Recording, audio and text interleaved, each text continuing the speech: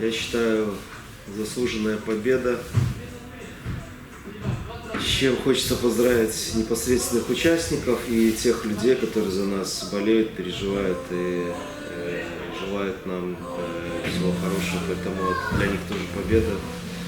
Непростая игра, хороший играющий соперник, поэтому сложно даются очки в конце чемпионата. Очень рад, что сегодня 3 очка мы все-таки завоевали.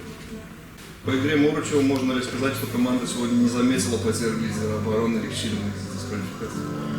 Ну, мы говорим всегда, что у нас качественная скамейка, поэтому любой футболист, который выходит в стартовом составе, он игрок основного состава. У нас нету 11 основных. У нас те люди, которые тренируются, это все основные футболисты нашей команды.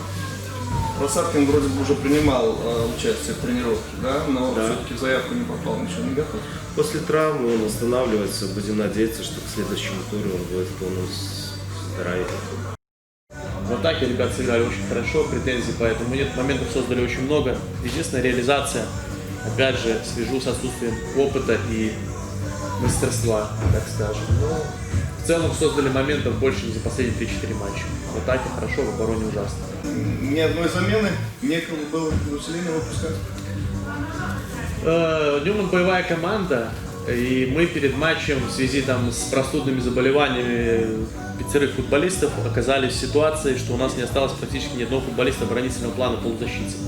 И у нас играли одни созидатели. 3 опорных, 3 инсайда, можно сказать, и 2 нападающих. И ребята, которые были на лавке, за исключением Вани Шавеля, защитника, остальные тоже созидатели, но на данный момент ребята в эту игру, на наш взгляд, вошли бы, возможно, неудачно. Мы решили не рисковать, тем более мы спрашивали постоянно у тех, кто был на поле, про их самочувствие, все говорили, что готовы доиграть, поэтому мы уже ничего решили не менять. И второй тайм показал, во втором тайме мы сыграли 1-1, то есть я не думаю, что мы что-то упустили. Ребята свой шанс еще получат. Болеют Бочаров, Богданов, Демченко, Халимончик. И еще у нас парень один из дубля, который тренирует с основным составом, Виталий Савошко. 5 человек.